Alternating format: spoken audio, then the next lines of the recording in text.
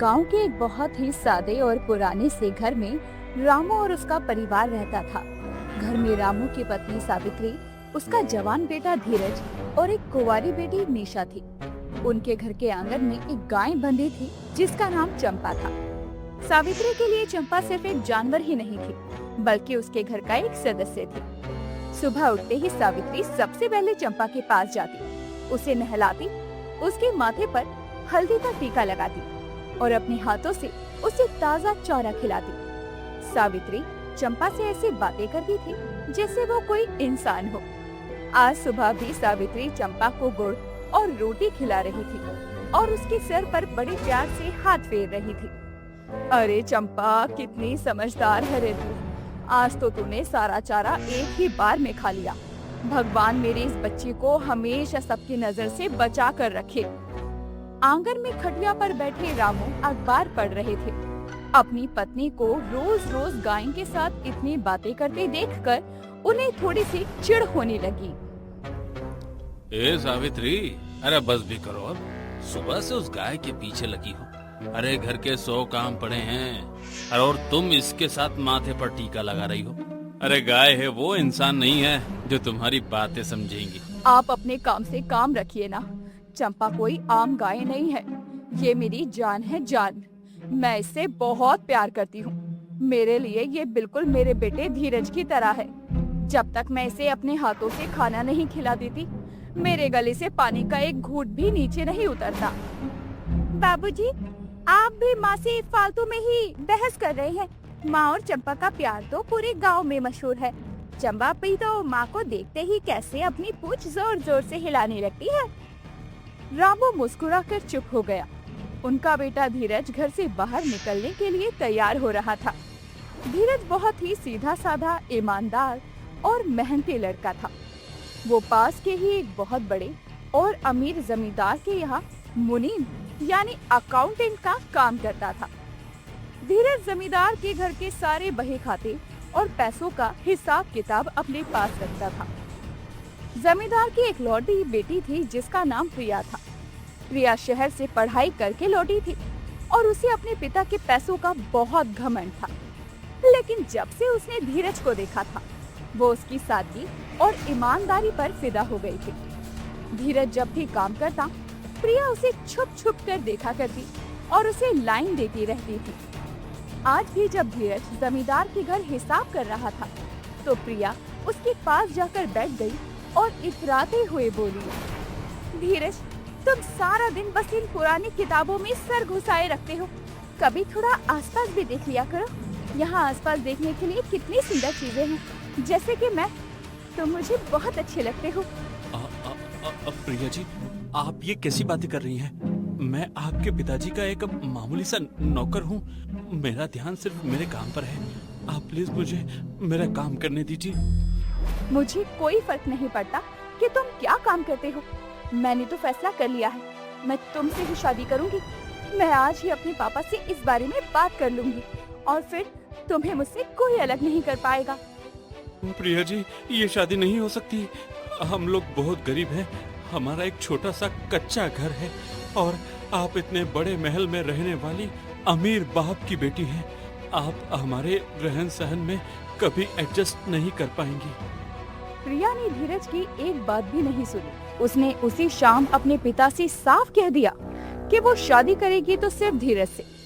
जमींदार पहले तो थोड़ा नाराज हुआ, लेकिन वो धीरज की ईमानदारी और शराफत को बहुत अच्छे से जानता था। उसे पता था कि धीरज उसकी बेटी को हमेशा खुश रखेगा। जमींदार ने अपनी बेटी की जिद के आगे हार मान ली और धीरज के परिवार से बात करके दोनों की शादी पक्की कर दी। कुछ ही दिनों में धूमधाम से प्रिया और धीरज की शादी हो गई। प्रिया एक बहुत भारी और महंगी साड़ी पहनकर अपने ससुराल पहुंची, लेकिन जैसे ही उसने उस सादे और कच्चे घर में कदम रखा, उसका सारा उत्साह खत्म हो गया।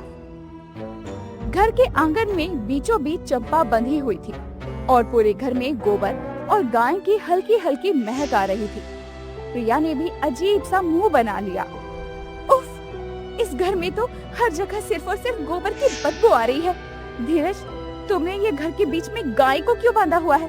इसे कहीं बाहर तबेले में छोड़ा हो ना। मुझसे ये बदबू बिल्कुल भी बर्दाश्त नहीं हो रही। मेरी नाक बैठी जा रही है। प्रिया, चंपा हमारी गाय नहीं, हमारे परिवार का हिस्सा है। माँ इसके बिना एक भी पल नहीं रह सकती। तुम्हें धीरे धीरे इसकी आदत हो जाएगी। प्रिया को धीरज की ये बात बिल्कुल भी अच्छी नहीं लगी। वो मन ही मन चंपा से चिढ़ने लगी थी। उसे लगता था कि एक अमीर घर की बेटी होने के बावजूद उसे इस गोबर और गाय वाले घर में रहना पड़ रहा है। कुछ दिन ऐसे ही बीत जाते हैं। एक दिन मौसम खराब होने की वजह से सावित्री को बहुत तेज बुखार आ गया। वो अपनी चारपाई से उठ भी नहीं पा रही थी। बहू प्रिया, मेरे शरीर में बिल्कुल भी जान नहीं है। आज मैं अपनी चंपा को चारा नहीं डाल पाऊंगी। तू जाकर उसे थोड़ा सा चारा और पानी दे आ।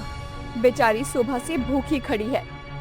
माँ जी, मेरे पास ना और भी बहुत सारे काम हैं और मुझे उस गाय के पास जाने से ही बदबू आती है। मुझसे ये नहीं हो पाएगा। बहू, वो भूखी है और मेरी बेटी भी किसी काम से बाहर गई है। एक बार जाकर उसे चारा डाल दे। भगवान तेरा भला करेगा। वैसे भी पशु पक्षियों को खिलाने से तो पुण्य मिलता है। प्रिया अब अपनी सास की बात को टाल नहीं पाई और गुस्से में पैर पटकते हुए उठी। उसने चारे की टोकरी उठाई और चंपा के पास गई। लेकिन उसने चारा चंपा के मुंह के पास रखने के बजाय बंधी हुई चंपा से दूर एक कोने में फेंक दिया, जहाँ तक चंपा की रस्सी पहुँच ही नहीं सकती थी। मैं कोई नौकरानी नहीं हूँ जो इस बदबूदार जानवर की सेवा करूंगी। कौन सी बीमारी हो जाए क्या पता। अगर एक दिन चारा नहीं खाएगी तो भूखे रहने से पतली नहीं हो जाएगी। अरे अच्छा है, खुद ब खुद इस घर को छोड़कर भाग जाए तो मेरी बला टले। प्रिया चारा दूर रखकर वापस अपने कमरे में चली जाती है। चंपा, जो बहुत ही समझदार गाय थी, प्रिया की सारी हरकतें देख रही थी। वो अपनी बड़ी बड़ी आंखों से प्रिया को जाते हुए देख रही थी और अपने मन में बुदबुदा रही थी। ये अमीर घर की बहू तो बहुत ही नकचड़ी और घमंडी है। मेरी मालकिन बीमार है और ये मुझे भूखा मारना चाहती है। इसे इसके पैसों का बहुत घमंड है ना। अब मुझे ही इसे कोई अच्छा सा सबक सिखाना पड़ेगा ताकि इसकी अकल ठिकाने आ जाए। अगले दिन प्रिया की शहर वाली 2 अमीर सहेलियां उससे मिलने के लिए गांव आती हैं। उन्होंने बहुत ही महंगे और फैशनेबल कपड़े पहने हुए थे। प्रिया उन्हें अपने आंगन में कुर्सियां डालकर बैठा रही थी। चंपा अपनी रस्सी से खुली हुई थी और आंगन में एक तरफ खड़ी हुई थी। यार प्रिया, तूने कैसे घर में शादी कर ली है यार? तेरे पिताजी तो बहुत अमीर थे और ये देखो, यहाँ तो हर तरफ से धूल और मिट्टी है और ये गाय बीच आंगन में क्यों खड़ी है? It's so irritating. सच में यार, हमारे शहर वाले घर में तो कितने अच्छे गार्डन होते हैं और तू यहाँ इस बदबू में कैसे रह रही है? बस यार, क्या बताऊं, मेरी तो किस्मत ही खराब है जो कि मुझे ये सब कुछ झेलना पड़ रहा है। मैं तो खुद इस गाय से बहुत परेशान हूँ। चंपा ये सब कुछ सुन रही थी। उसे अपना सबक सिखाने का बिल्कुल सही मौका मिल गया। वो धीरे धीरे चलते हुए प्रिया और उसकी दोनों सहेलियों के बिल्कुल पास जाकर खड़ी हो गई। इससे पहले कि कोई कुछ समझ पाता, चंपा ने जानबूझकर अपनी पूंछ उठाई और उन सहेलियों की कुर्सियों के बिल्कुल पास ही एक बड़ा सा गोबर कर दिया। गोबर की तेज बदबू और छींटों से दोनों सहेलियां चीख पड़ी। छी छी छी, कितनी गंदी बदबू आ रही है। मेरी महंगी सैंडल के पास गोबर कर दिया इस जानवर ने। प्रिया, हम लोग यहाँ 1 मिनट भी नहीं रुक सकते। छी, तेरा घर तो बिल्कुल तबेला है, तबेला। हम लोग वापस जा रहे हैं और दोबारा कभी तुझसे मिलने आएंगे भी नहीं। दोनों सहेलियां अपनी नाक पर रुमाल रखकर वहाँ से 9-2-11 हो गई। प्रिया गुस्से से आग बबूला हो गई। उसने चंपा की तरफ देखा जो बड़े आराम से अपनी पूंछ हिला रही थी, जैसे उसे कुछ पता ही ना हो। इस मनहूस गाय ने मेरी सहेलियों के सामने मेरी इज्जत मिट्टी में मिलाकर रख दी है। मैं इसे छोड़ूंगी नहीं। अभी तक तो इसकी हरकतों को इग्नोर कर रही थी, लेकिन अब मुझसे ये और नहीं हो पाएगा। इस घटना के कुछ दिनों के बाद प्रिया ने अपनी एक बहुत महंगी और डिजाइनर रेशमी साड़ी को धोकर आंगन में तार पर सूखने के लिए डाल दिया।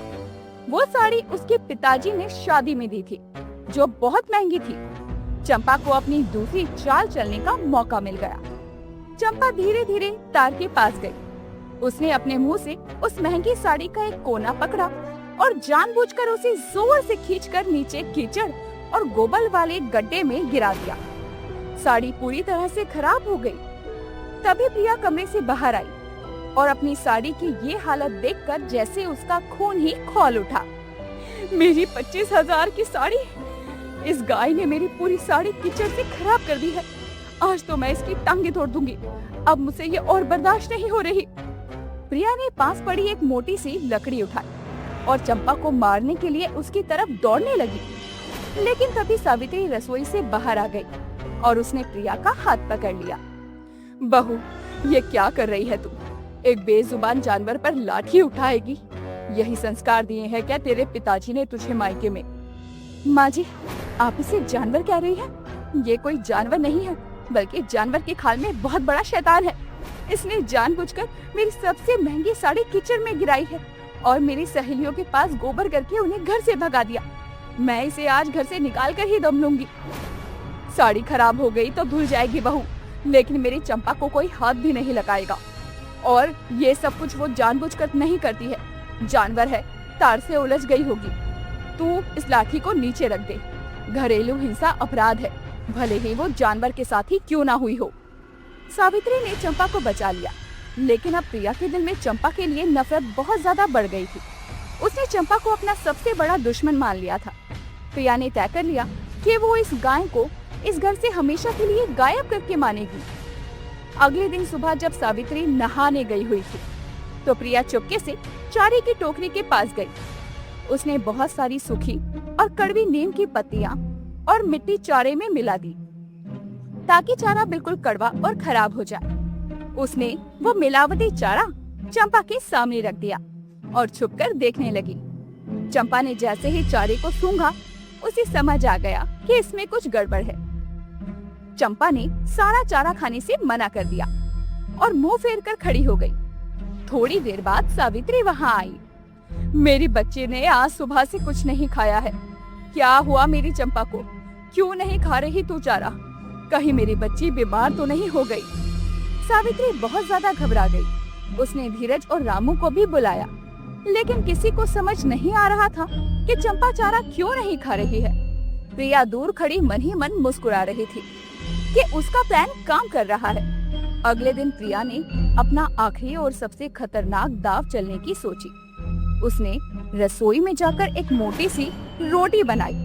उस रोटी के बीच उसने इंसान के पेट को खराब करने वाली बहुत सारी कड़वी और तेज दवाइयां मिला दी। उसका मकसद चंपा को बहुत ज्यादा बीमार करने का था, ताकि घर वाले खुद ही मजबूर होकर उसे किसी जानवर के अस्पताल में भर्ती करवा दे या कहीं दूर तबेले में छोड़ आए। प्रिया ने वो दवा वाली रोटी चंपा के सामने खाने के लिए डाल दी। चंपा ने रोटी को फिर से सूंघा और उसे अपनी नाक से दूर धकेल दिया। वो जानती थी कि ये अमीर बहू उसे नुकसान पहुंचाना चाहती थी। तभी सावित्री वहां आ गई। चंपा को आज भी भूखा देखकर सावित्री की आंखों में आंसू आ गए। हे भगवान, मेरी चंपा ने आज दूसरा दिन है, एक निवाला तक नहीं खाया है। ये ऐसे भूखी रहेगी तो इसे कुछ हो जाएगा। चंपा बेटी देख, ये ताजी रोटी है, मैंने बहू से बोलकर तेरे लिए बनवाई है।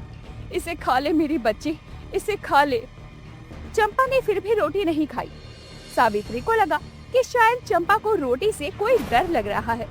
चंपा को ये दिखाने के लिए कि वो रोटी बिल्कुल ठीक है और उसमें कोई खराबी नहीं, सावित्री ने खुद उस दवा वाली रोटी का एक टुकड़ा तोड़ा और अपने मुंह की तरफ ले जाने लगी। सावित्री उस रोटी को खुद खाने के लिए एक्टिंग कर रही थी, ताकि उसे देखकर चंपा भी खाना शुरू कर दे। देख चंपा, मैं तुझे ये रोटी खाकर दिखाती हूँ। पहले भी जब भी तू बीमार होती थी या खाना खाने से मना करती थी, मैं तुझे ऐसे ही रोटी खाकर दिखाती थी। ले देख, मैं भी ये रोटी खा सकती हूँ, तो तू क्यों नहीं खा रही? प्रिया, जो कि दरवाजे के पीछे खड़ी ये सब देख रही थी, उसके होश उड़ गए। उसने उस रोटी में जानवरों को बीमार करने वाली बहुत हैवी और कड़वी दवाई मिलाई थी। अगर सावित्री वो रोटी खा ली थी तो उसे भी कुछ हो सकता था, वो बीमार हो सकती थी। प्रिया का मकसद सिर्फ गाय को हटाना था, अपनी सास को बीमार करना बिल्कुल नहीं था। जैसे ही सावित्री ने रोटी मुंह के पास रखी, प्रिया दौड़ती हुई बाहर आई और उसने जोर से सावित्री का हाथ पकड़ लिया। नहीं माँ जी, ये रोटी मत खाइए, इसे फेंक दीजिए। क्या हुआ बहू, तूने मेरा हाथ क्यों रोक लिया? मैं तो बस अपनी चंपा को दिखा रही थी कि रोटी मीठी है ताकि ये खा ले। माँ जी, ये रोटी मीठी नहीं है, इसमें एक जहर जैसी कड़वी दवाई मिलाई है जिससे लोग बीमार हो जाते हैं। अगर आप इसे खा लेंगी तो आपकी तबीयत भी बहुत ज्यादा खराब हो सकती है। दवाई? कैसी दवाई? और तुझे कैसे पता कि इस रोटी में दवा मिली है? प्रिया की आंखों से आंसू बहने लगे। वो डर और शर्मिंदगी से कांप रही थी। उसने अपना सर झुका लिया। माँ जी, वो दवाइयाँ मैंने ही मिलाई थी। कल चारे में मिट्टी और कड़वे पत्ते भी मैंने मिलाए थे ताकि चंपा खाना न खाए। मुझे ये गाय बिल्कुल भी पसंद नहीं है। इसने मेरी सहेलियों के सामने मेरी बेइज्जती की, मेरी महंगी साड़ी खराब की। मैं बस ये चाहती थी कि ये बस बीमार हो जाए और आप लोग इसे घर से बाहर निकाल दें। लेकिन मुझे नहीं पता था कि आप इस गाय के लिए वो दवा वाली रोटी खाने के लिए तैयार हो जाएंगी। मुझे माफ कर दीजिए माँ जी। सावित्री ने हाथ से रोटी नीचे गिरा दी। उसे अपनी बहू की इस नीच हरकत पर बहुत ज्यादा गुस्सा आया। उसका पूरा शरीर क्रोध से कांपने लगा। शर्म आनी चाहिए तुझे प्रिया। तू शहर की पढ़ी लिखी अमीर बाप की बेटी है, लेकिन तेरा दिल कितना काला और छोटा है। एक बेजुबान जानवर से प्रतियोगिता कर रही थी। उससे बदला लेने के लिए तूने उसे बीमार करने वाली रोटी खिलाने की कोशिश की। आज अगर मैंने ये रोटी खा ली होती तो क्या होता? मैं तो फिर भी रोकर अपना दुख बयां कर देती। अगर गाय रोटी खा लेती तो वो बेचारी तो किसी को कुछ बता भी नहीं पाती। माँ जी, मेरा आपको नुकसान पहुँचाने का कोई इरादा नहीं था। मैं तो बस। चुप हो जा। जो एक बेजुबान जानवर का दर्द नहीं समझ सकती, वो इंसानों की इज्जत क्या करेगी? मेरी चंपा इस घर की बेटी है, वो इस घर से कहीं नहीं जाएगी। अगर तुझे इस घर में चंपा के साथ रहने में इतनी ही तकलीफ हो रही है तो तू अभी के अभी अपना सामान बांध और धीरज को लेकर इस घर से अलग हो जा। मैं अपने बेटे के बिना रह लूंगी, लेकिन मैं अपनी चंपा को खुद से कहीं दूर नहीं जाने दूंगी। ये मेरी सहेली, मेरी बेटी सब कुछ है। तभी घर के दरवाजे से धीरज अंदर आया। उसने अपनी माँ की आखिरी बातें सुन ली थी। धीरज का चेहरा बहुत गंभीर था। वो सीधे अपनी पत्नी प्रिया के सामने आकर खड़ा हो गया और बोला, अलग होने की कोई जरूरत नहीं है माँ। मैं कभी भी अपनी माँ, अपने परिवार और इस घर को छोड़कर कहीं नहीं जाऊंगा। प्रिया, मैंने तुमसे शादी से पहले ही कहा था कि हम गरीब लोग हैं और हमारा रहन सहन अलग है। तुमने बड़ी बड़ी बातें करके शादी तो कर ली, लेकिन तुम हमारे परिवार को कभी अपना नहीं पाई। अगर तुम्हें माँ और चंपा से इतनी ही नफरत है तो तुम अकेली अपने अमीर पिता के घर जा सकती हो। मैं तुम्हें नहीं रोकूंगा। धीरज के पास सुनकर प्रिया के पैरों तले जमीन खिसक गई। उसे पहली बार इस बात का एहसास हुआ कि उसने अपने घमंड और एक जानवर से चिढ़ने के चक्कर में अपनी पूरी बसी बसाई गृहस्थी दांव पर लगा दी थी। उसे एहसास हुआ कि आज उसकी एक छोटी सी गलती और लालच की वजह से उसकी सास की तबीयत खराब हो सकती थी और उसका पति उसे छोड़ने के लिए तैयार हो चुका था। एक असली परिवार क्या होता है, ये बात अब प्रिया को समझ आई। नहीं धीरज, प्लीज मुझे मत छोड़ो। मुझे मेरे पिताजी के घर नहीं जाना। मुझसे बहुत बड़ी गलती हो गई। मैं अपने पैसों के घमंड में अंधी हो गई थी। मैंने एक बेजुबान जानवर को अपना दुश्मन मान लिया था। प्रिया रोते हुए सावित्री के पैरों में गिर गई। माँ जी, मुझे माफ कर दीजिए। मैं वादा करती हूँ कि आज के बाद मैं कभी भी इस चंपा को परेशान नहीं करूँगी। मैं इस घर के रंग में खुद को ढाल दूंगी। मुझे घर से मत निकालिए। सावित्री का दिल बहुत कोमल था। वो अपनी बहू को ऐसे रोते हुए और माफी मांगते हुए देखकर अब बिल्कुल शांत हो जाती है। उसने प्रिया को अपने हाथों से उठाया। बहू, अमीरी कपड़ों या महल से नहीं होती, अमीरी बड़े दिल से होती है। ये जानवर हमसे सिर्फ सच्चा प्यार मांगते हैं। तू इन्हें प्यार देगी तो ये भी तेरे लिए अपनी जान हाजिर कर देंगे। आज के बाद कभी किसी बेजुबान पर अपना गुस्सा मत निकालना। प्रिया ने आंसू पोंछते हुए हाँ में सर हिलाया। वो तुरंत रसोई में गई और अपने हाथों से ताजा और मीठा चारा बनाकर लेकर आई। उसने डरते डरते वो चारा चंपा के सामने रखा और प्यार से उसके सर पर हाथ फेरने लगी। चंपा जो सब कुछ सुन रही थी और समझ गई थी, उसने प्रिया का प्यार दिल से महसूस किया। चंपा ने अपना मुंह चारे में डाला और आराम से चारा खाने लगी। चारा खाते हुए चंपा ने खुशी से अपनी पूंछ हिलाई और प्रिया के हाथ को अपनी जीभ से चाटने लगी। प्रिया के चेहरे पर एक सच्ची और प्यारी सी मुस्कान आ गई। उस दिन के बाद से प्रिया बिल्कुल बदल गई। उसका सारा घमंड टूट चुका था। अब वो सिर्फ एक अमीर बाप की बेटी नहीं, बल्कि उस सादे घर की एक समझदार बहू बन गई थी। वो रोज सुबह उठकर सावित्री के साथ चंपा की सेवा करने लगी। इस तरह एक बेजुबान गाय ने अपनी समझदारी और छोटे से सबक से एक अमीर और नक्चड़ी बहू को परिवार और प्यार का असली मतलब सिखा दिया। घर में अब सब लोग खुशी खुशी रहने लगे थे और चंपा वो तो पूरे गांव की लाडली बन गई थी।